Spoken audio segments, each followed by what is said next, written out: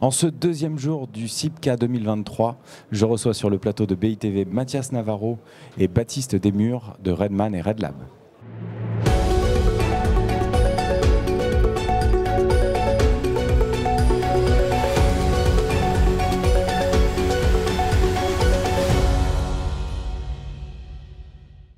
Mathias Navarro et Baptiste Desmurs, bonjour.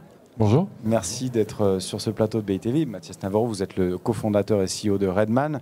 Baptiste Desmurs, vous êtes le directeur du RedLab. L'actualité qui nous rassemble ici, c'est justement cette création du RedLab, un laboratoire d'innovation qui a été créé, alors je crois, il y a peut-être 1 an, mais en structuration. Vous allez nous en dire un petit peu plus pour rassembler un petit peu les exigences environnementales du groupe. Vous pouvez nous faire une petite genèse du projet, Mathias ? Bien sûr, comme vous le savez, ça fait près d'une dizaine d'années maintenant que le groupe Redman poursuit une feuille de route liée à la transition environnementale et sociale. Et du coup, on se structure année après année pour avoir le plus d'impact dans ces domaines. Et venu à un moment le besoin, on a ressenti le besoin de structurer encore plus cette démarche pour nous vraiment pousser à fond et aller aussi au-delà des sujets du bas carbone. Le CIPCA, ça parle de bas carbone, mais il n'y a pas que le bas carbone comme sujet. Et du coup, on a voulu aussi structurer une démarche et finalement un laboratoire qui nous pousse en interne. Et c'est pour ça effectivement que le RedLab a été créé il y a presque 1 an maintenant et a travaillé sur une feuille de route interne. Et aujourd'hui, le besoin de créer des partenariats aussi externes. Donc voilà un petit peu la genèse de ce RedLab et de l'arrivée de Baptiste. D'accord. Alors, Baptiste, du coup, quels sont vos objectifs et quelle est votre feuille de route pour ce RedLab ? Alors la feuille de route, elle a 3 points principaux, 3 missions principales au RedLab. Comme Mathias l'a expliqué, la première, c'est en interne au sein de Redman. On a quand même 5 agences en France, une à Dakar. Il faut réussir à catalyser toutes les bonnes idées, toutes les bonnes innovations sur les différents concours, les différents projets. Réussir à répertorier tout ça, réussir à diffuser tout ça au sein de toutes les agences, toujours sur les critères du développement durable. La deuxième mission, c'est aussi d'échanger avec les partenaires, les architectes, les autres promoteurs, les fabricants de matériaux, tous les autres personnes qui se soucient on va dire, du développement durable en général. Et la troisième mission qu'il y a au RedLab, c'est d'essayer, d'un point de vue prospectif, de voir un petit peu plus loin que l'échelle de temps d'un projet immobilier. C'est d'aller voir en 2030, 2040, 2050 et essayer de réfléchir à quel sera notre métier de demain, qu'est-ce qu'il faut qu'on construise, comment satisfaire les utilisateurs de toutes nos opérations.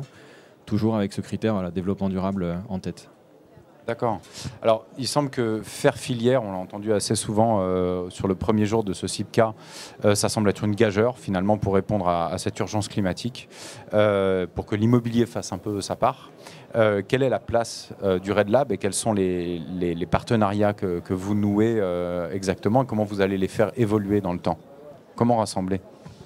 Ce que je voudrais dire déjà, c'est effectivement faire filière, c'est hyper important, d'autant plus qu'il faut que la filière, elle change.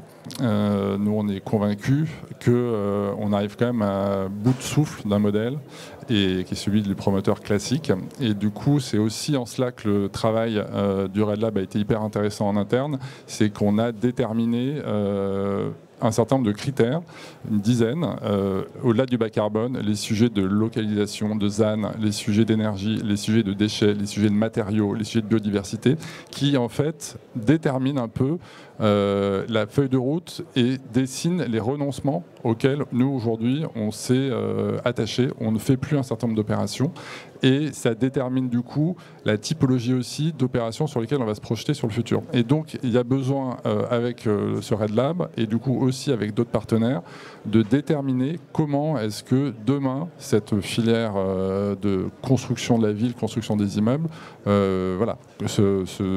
fonctionnera en 2030 et en 2040 et on est convaincu qu'il y a beaucoup à faire et c'est en cela que le RedLab aujourd'hui